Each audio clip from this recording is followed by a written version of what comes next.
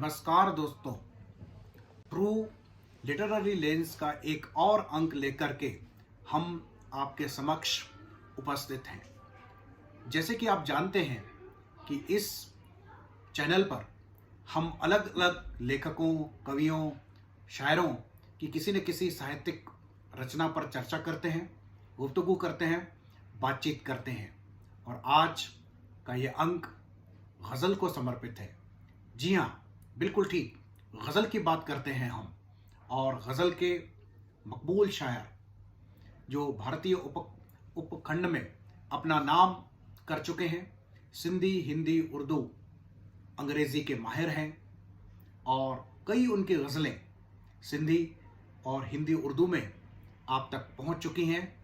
जी हाँ, आपके अपने शायर राजेश आसुदाणी रकीब, आप रिजर्व बैंक ऑफ इंडिया में असिस्टेंट जनरल मैनेजर के पद पर हैं। आपने एमए अंग्रेज़ी, एमए साइकोलॉजी, एलएलएम और बहुत सारी डिग्रियां यूनिवर्सिटी से हासिल की हैं। आप 5 भाषाओं के ज्ञाता हैं, सिंधी, हिंदी, मराठी, उर्दू एवं अंग्रेज़ी।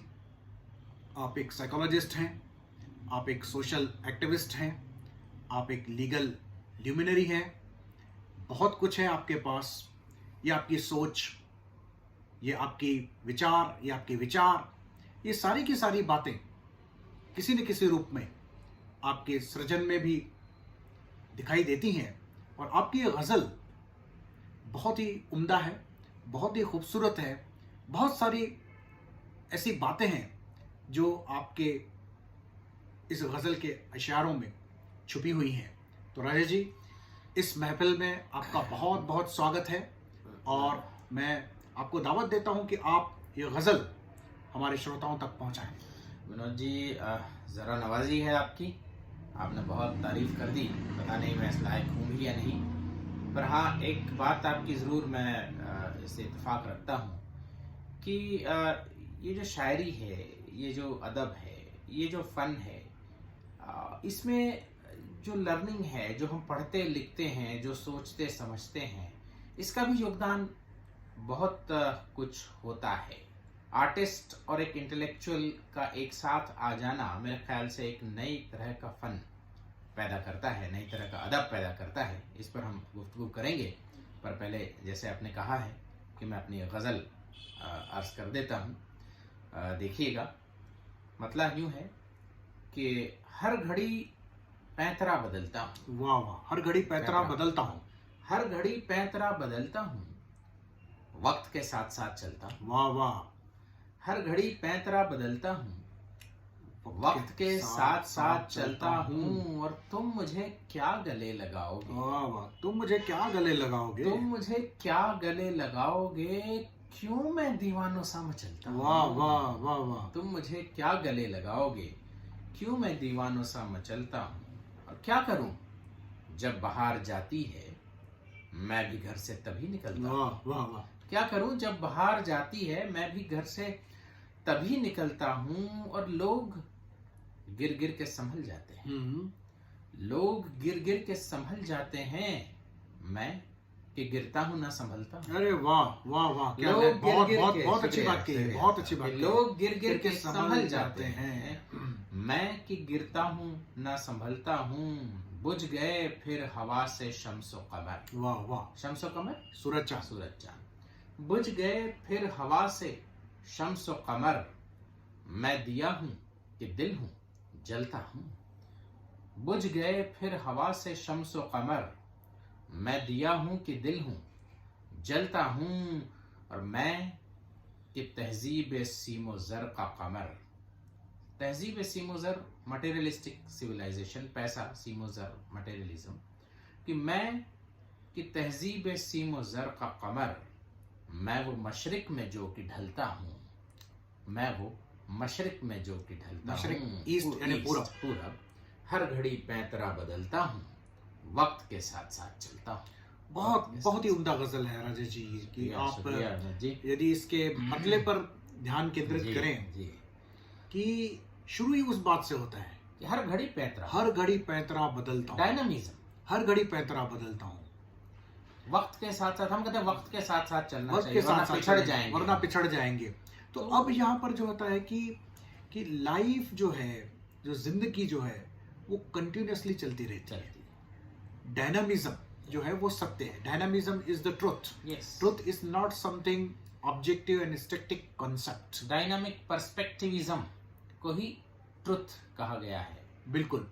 तो ये जहाँ तक मुझे ख्याल आ रहा है, जी। तो राजीव जी एरिस्टोटल कहते हैं कि डायनामिक पर्सपेक्टिविज्म यानी अलग अलग प्रकार के जो नजरिए हैं, नजरिए है। वही सच है। सच कोई एक नजरिया नहीं है, सच कोई एक चीज नहीं है जिसे हमें हासिल करना है। मैं तो कहता हूँ, मैंने एक बार सोचा था विनोद जी कि given the sufficient time, if you live for sufficient number of years, you will have to come all the possible views on all the possible subjects. बिल्कुल। तो इसलिए जो ना हर घड़ी पैतरा बदलता हूँ। और वो जरूरी है। दूसरा इसमें कहीं ना कहीं एक तंज भी जी छुपा हुआ है, तंजिया भी बात है इसमें कहीं कि भाई जैसा समय आए वैसे एडजस्ट हो जाओ। हाँ। यानी आपके पास कोई मूल्य नहीं है, आपके पास कोई नजरिया नहीं है जिंदगी जीने का। तो जैसा आ जाए समय उससे आप एडजस्ट कर देते हैं। तो ये जो एक मॉडर्न मैन की जो त्रासदी है, there is no intrinsic value, no interesting value, no commitment to any ideology, any philosophy. मतलब हम सॉलिड हैं ही नहीं। जैसे तरल पदार्थ होता है, लिक्विड, जिस सांचे में ढाल दो ढल जाएंगे। तो वक्त के साथ साथ चलता हूँ। वक्त यानी एक्सटर्नलिटीज, एक्सटर्नल बाहरी बातों पर हम वक्त बोलते हैं। वक्त का कमाल है ये, क्योंकि इसमें इसलिए व्यंग्य है कि शायर कहता है कि अगर पैतरा बदलना, वो सिर्फ बदलता नहीं है, वो एडजस्ट नहीं कर रहा, पैतरा बदलता है। जब भी आप पैतरा बदलते हो तो कहीं ना कहीं उसके अंतर्गत कहीं ना कहीं कनिंगनेस छुपा हुआ है, कहीं ना कहीं वो जो है ना एक बात है जहां पर जो आप मैनेज कर रहे हैं उस चीज को, जहां पर आप एडवांटेज लेने का प्रयास कर रहे हैं, तो उसको बोलते हैं पैतरा बदलना। तो ये एक मॉडर्न मैन की त्रासदी कहें, उसकी मजबूरी कहें, उसका हेल्पलेसनेस कहें, यानी उसकी नासमझी कहें, आप जो चाहें वो कह लें। किंतु ये पोस्ट मॉडर्न या मॉडर्न जीवन की वास्तविकता है कि आपको हर घड़ी पैतरा बदलना पड़ता है। अदरवाइज आज के इस माहौल में, इस दुनिया में आप सरवाइव नहीं कर पाएंगे। मैं ऐसा नहीं कहता राजेश जी कि हमें ऐसा करना चाहिए, हमें ऐसा करना पड़ रहा है। तो ये बहुत बड़ी बात है कि सिस्टम ऐसे हैं कि आपको ऐसा करना पड़ता है। Nobody is willing to do anything evil. भाई कहते हैं ना, वक्त की हर शय गुलाम, वक्त का हर शय पे राज। तो हर शय में हमारे जो सोच विचार है ना, वो भी शामिल होते हैं, हमारी भावनाएं भी शामिल होती हैं। शय मतलब कॉन्क्रीट शय नहीं, कॉन्क्रीट चीज ही नहीं। हमारा स्वभाव, हमारे सोच विचार, सब पर वक्त का राज है। बिल्कुल बिल्कुल। और जो गजल, जो शायरी जानते हैं उनके सुविधा के लिए मैं बता दूं कि इस गजल की जो बहर है वो फायलातुन मुफाइलुन फैलुन, बहुत कॉमन बहर है, बहुत प्रचलित है। तो उसी में ये की है मैंने। जी बिल्कुल। इसके बाद का शेर और जी कि एक शेर पर मैं खास चाहूंगा कि भाई कि लोग गिर गिर के संभल जाते हैं, मैं कि गिरता हूं ना संभलता। बिल्कुल। ये शेर अपने आप में बिल्कुल अलहदा है, मतलब डिफरेंट है कि लोग गिरते हैं और संभल जाते हैं। हाँ। और सारा हमारा मोटिवेशन, सारी हमारी साइकोलॉजी ऐसा ही कहती है कि यदि आपको असफलता मिलती है तो कोई बात नहीं, आप गिर गए, फिर संभल जाइए, आगे बढ़ते चले जाइए। लेकिन शायर के पास एक असमंजस है की स्थिति है, एक गिर ही नहीं पाता, गिरता भी नहीं है और संभलता भी नहीं। वो बीचों बीच कहीं ना कहीं परेशान सा खड़ा है, न इधर का है न उधर का है। तो ये जो एक कंफ्यूजन वाली स्टेट ऑफ माइंड है, असमंजस जो है, कर्तव्य विमूढ़ता जो जी हिंदी में बिल्कुल कहेंगे उसको। तो ये जो चीज है, और ये चीज ऐसे ही नहीं आती। इसको आप नेगेटिवली ना लें कि आपको पता ही नहीं क्या करना है, ऐसा नहीं है। कुछ भी करें आप, कुछ भी करें, कुछ ना कुछ छूट ही जाए। तो इस स्थिति में इंसान तब पहुंचता है जब वो उसके पास अपनी एक फिलॉसफी डेवलप होती है, वो एग्जिस्टेंशियल डायलामो को महसूस कर सकता है। ये एक एग्जिस्टेंशियल क्वेश्चन है या एग्जिस्टेंशियल एक समस्या है जिसको कहूंगा मैं, प्रॉब्लम है कि जो न संभलता है न गिरता है, न संभलता है। शायद संभलने के लिए गिरना जरूरी है, गिरने के लिए संभलना जरूरी है। तो इसी उधेड़ बुन में सारी जिंदगी निकल जाती है। कहते हैं ना, गिरने वाला तो बुलंदी छू गया आकाश की, जो संभल कर चल रहा था रेंगता देखा गया। तो ये दोनों एक्सट्रीम्स हैं, दोनों में कुछ ना कुछ आप कहीं ना कहीं तो पहुंचेंगे।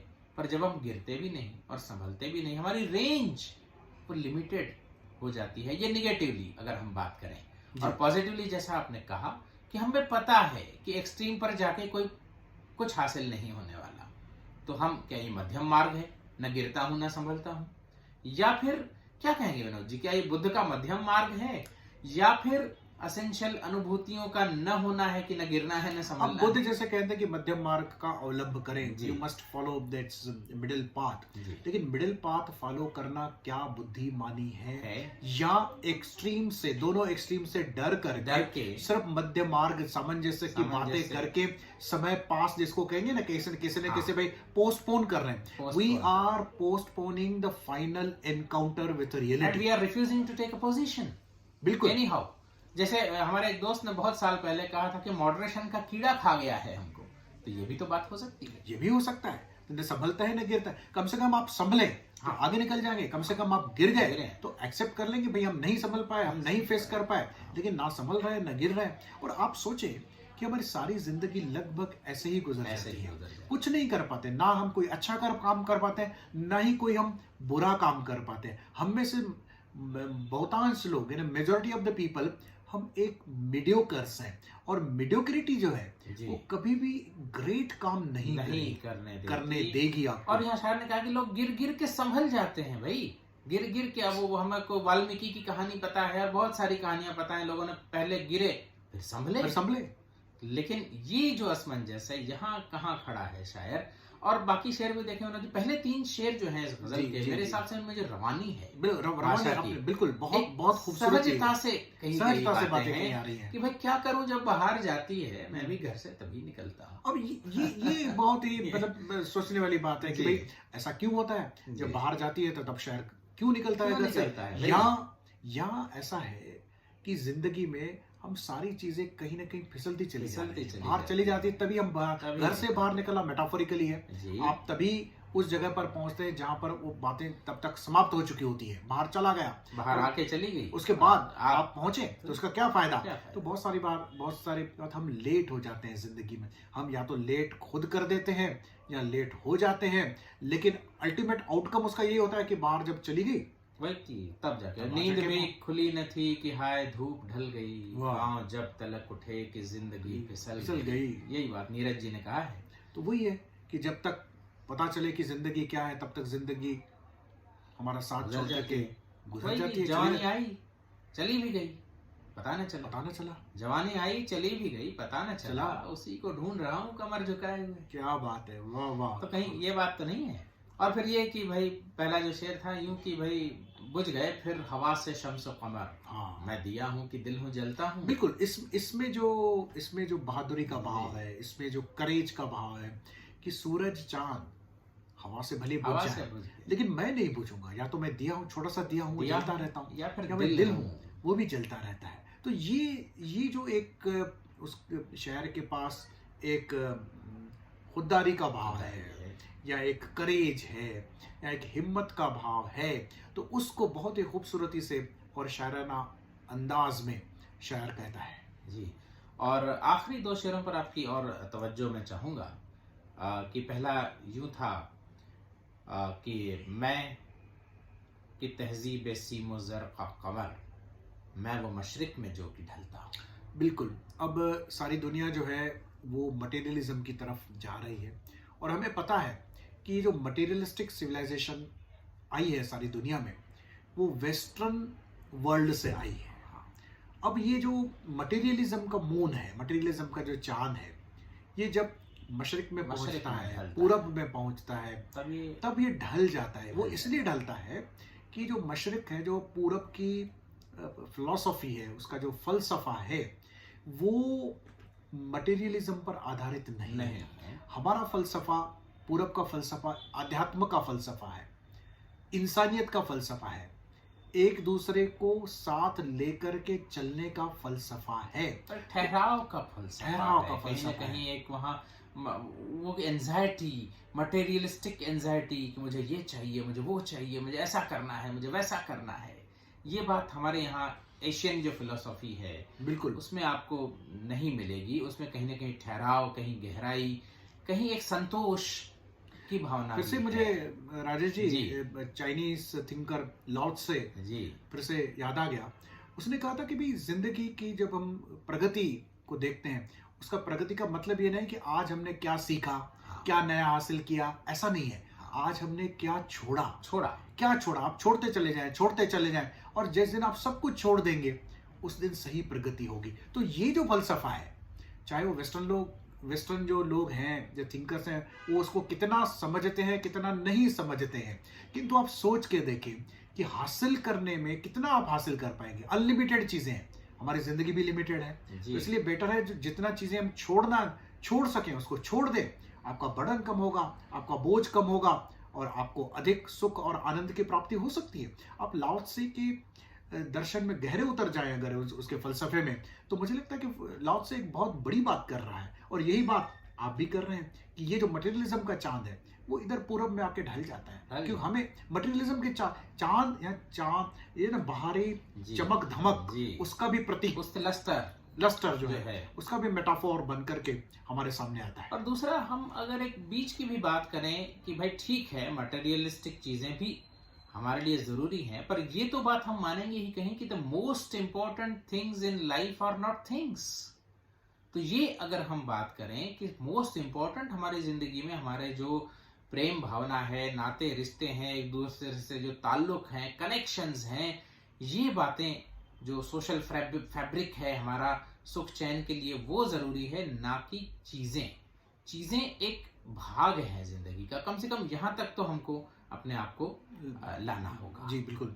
और तुम मुझे क्या गले लगाओगे, वाह वाह, क्यों मैं दीवाना सा मचलता हूं। वाह, ये तो बहुत ही रोमानी अंदाज का शेर है कि किसी को मिलने की, किसी को गले लगाने की यदि तमन्ना है और वो पूरी ना हो तो आपको बड़ा एक अजीब सी फीलिंग होती है, बेचैनी होती है। क्यों मैं चलता हूँ, तुम मुझे क्या गले लगाओ। वो एक शेर है विनोद जी की, मौसम को इशारों से बुला क्यों नहीं लेते, रूठा है अगर वो तो मना क्यों नहीं लेते, दीवाना तुम्हारा हूँ कोई गैर नहीं हूँ, मचला हूँ तो सीने से लगा क्यों नहीं लेते। क्या बात है। और राजेश जी, एक और शेर भी ख्याल में आ रहा है कि ये दोनों हाथ कफन से निकल के कहते हैं, ये दोनों हाथ कफन से निकल के कहते हैं, अभी तो बाकी है हसरत गले लगाने की। तो ये जो हसरत बाकी रह जाती है विनोद जी, तो ये जो रियलाइजेशन आता है कि तुम मुझे क्या गले लगाओगे, क्यों मैं दीवानों सा मचलता हूँ, ये कहीं और गहराई में चला गया शायद। ये जो आशा भी जब छूट जाए, उम्मीद का दामन भी जब छूट जाए, तो तब एक जब अवसाद आ जाए, एक जब निराशा का भाव सा आ जाता है कि अब तुम क्या मुझे गले लगाओगे, मैं क्यों मचलूं फिर दीवानों सा, क्यों जब वही कि जब तवक्को ही उठ गई गालिब, वही बात आ जाती है। वाह वाह, बिल्कुल, बहुत ही शाराना अंदाज में आप अपने गजल को समझा रहे हो। मुझे लगता है कि श्रोताओं को मजा आता होगा, जो साहित्य समझते हैं, जो शायरी में दिलचस्पी रखते हैं। The last to go is the hope. Yeah. If the hope departs, everything is gone. Departs. Life is gone. बाकी कुछ भी चला जाए, सेंसेस आपके काम करना छोड़ दें, सब कुछ छोड़ दे, होप अगर जिंदा है। लेकिन यहाँ शायद जब होप चली गई, बिल्कुल, तो सब कुछ बाकी कायम भी रहे, तब भी कोई मतलब नहीं है। तो एक मेरा शेर है कि ख्वाब हवा ने देखे होंगे, हाँ, ख्वाब हवा ने देखे होंगे, उसके भी कुछ सपने होंगे। तो ये जो सपने हैं, ये जो हमारे ख्वाब है, जो एक उम्मीद है, ख्वाब जो है वो उम्मीद का सिंबल है, मेटाफोर है, तो वो कहीं ना कहीं हमें छोड़ना नहीं है। जो भी श्रोता सुन रहे हैं, आप जिस किसी भी कंडीशन में हैं, जिस किसी भी माहौल में हैं, जिस किसी भी परिस्थिति में हैं, बस एक चीज का दामन थामे रखना, और उसका नाम है उम्मीद, होप, आशा। तो बस इसी आशा के साथ आपसे विदा होंगे हम, कि पुनः एक बार आएंगे आपके समक्ष, उपस्थित होंगे। के साथ साथ चलना है, वक्त हो चुका है एपिसोड का, तो बदलना है तो हम भी अपना पैतरा बदलते हैं, और आप भी अपना पैतरा बदले। अभी तक आप सुन रहे थे, अभी कुछ बोलें, कुछ लिखें, ताकि हमें भी पता चले आप बिल्कुल ठीक से सुन रहे हैं। डॉक्टर विनोद आसुदानी को और राजेश आसुदानी रकीब को अनुमति प्रदान करें। नमस्कार।